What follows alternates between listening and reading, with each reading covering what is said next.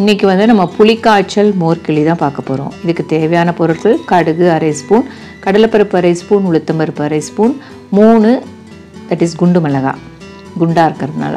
அதுக்கப்புறம் அரிசி மாவு வந்து ஒரு 200 கிராம், ஒரு அழாக்கு அளவுக்கு எடுத்துக்கிறோம், ஒரு டம்ளர்னு சொல்லலாம்.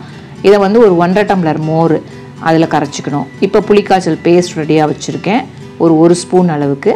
அதுக்கப்புறம் வேணும்னா உங்களுக்கு புளிப்பு தேவைன்னா இன்னும் கொஞ்சம் ஆட் பண்ணிக்கலாம். உங்கள் வீட்டில் புளிக்காய்ச்சல் இல்லைன்னா புளியை வந்து கரைச்சிட்டு அதை வந்து ஒரு சிறு அரை நெல்லிக்காய் அளவுக்கு கரைச்சிட்டு நம்ம மோரில் வந்து மிக்ஸ் பண்ணிக்கலாம். கருவேப்பிலை அதுக்கு தேவையானது. இப்போ நான் கரைச்சி வச்ச இதில் உப்பையும் போட்டு கரைச்சி வச்சுட்டேன். ஸோ பானாவும் போட்டாச்சு, அதில் வந்து கடுகு தலையில் தூக்கி போட்டாச்சு. எண்ணெயை ஒரு 2 டேபிள் ஸ்பூன் அளவுக்கு விட்டுருக்கேன். டோட்டலாக ஒரு 3 டேபிள் ஸ்பூன் சொல்லியிருக்கேன்.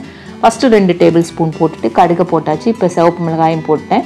உளுத்தம்பருப்பு கடலைப்பருப்பு எல்லாத்தையுமே சேர்த்து இவங்களெல்லாம் கொஞ்சம் வறுத்து எடுக்கணும். ரெடியாக ஆகிட்டே இருக்குது. இந்த சமயத்தில் நம்ம ஒரு அரை ஸ்பூன் அளவுக்கு பெருங்காயத்தையும் போட்டுட்டு அதையும் வறுத்துட்டு, பெருங்காயம் ரொம்ப ரொம்ப இம்பார்ட்டன்ட். பெருங்காய வாசனை தான் மோர்களிக்கு ரொம்பவே நல்லாயிருக்கும். அதுக்கப்புறம் நம்ம இப்போ ரெடியாக வச்சுருக்கோம், மோரில் போட்டு கரைச்சி 1.5 டம்ளர் மோரில் கரைக்க முடியாதான், அதனால் கொஞ்சம் தண்ணி நல்லா ஆட் பண்ணிக்கிட்டு லிக்விடாகவே இருந்தாலே நல்லாயிருக்கும். ரொம்ப கெட்டியாக கரைச்சிடாதீங்க, நல்ல லிக்விட் போர்ஷனாக இருந்தால் தான் அது அரிசி மாவு வேகிற வரைக்கும் நம்ம கிளறி எடுக்க முடியும். இந்த மாதிரி இந்த வானால இப்போ போட்டு நம்ம கிளறிண்டே இருக்கும்போது இது வந்து ஒட்டாமல் வர வரைக்கும் நம்ம கிளறணும். நான் வந்து கொஞ்சம் ஆலிவ் ஆயிலும் சேர்த்துருக்கேன். இந்த வானா வந்து நான் ரீசெண்டாக கும்பகோணம் போன போது ஆனந்த விலாஸில் தான் வாங்கினேன்.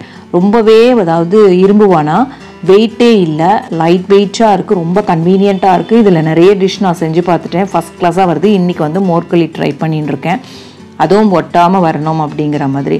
ஸோ இந்த அட்ரஸ் கடையும் நான் போடுறேன், இந்த வீடியோ எண்டில் இருக்கும் அட்ரெஸ்ஸு. அதுக்கப்புறமா இது மாதிரி கிளறி வரும்போது இது ஒட்டாமல் வருது பார்த்தீங்களா. இதை வந்து எங்கள் அம்மாலாம் காந்தலோடு சேர்த்து எடுப்பா, அது ரொம்பவே டேஸ்ட்டாக இருக்கும். இப்போ இந்த மாதிரி சமயத்தில் கையில் ஒட்டாமல் வரும்போது நீங்கள் ஒரு தட்டில் கூட பரப்பிட்டு துண்டு துண்டாகவும் போட்டு கொடுக்கலாம், இல்லைன்னா அந்த உப்புமா மாதிரி கூட எடுத்து வச்சிடலாம். அது நம்மளுடைய சோம்பேறித்தனத்தை பொறுத்துன்னு வச்சுக்கோங்களேன். அதுக்கப்புறமா இப்போ கிளறிட்டோம், எல்லாமே ஒட்டாமல் வந்துடுத்து. உப்பு இதெல்லாம் டேஸ்ட்டு நீங்கள் வந்து முதல்லையே கொஞ்சம் பார்த்துட்டு இப்போ தட்டில் கொண்டு வந்து போட்டாச்சு. ஸோ ரெடியாக இருக்குது ஃபார் ஈட்டிங்.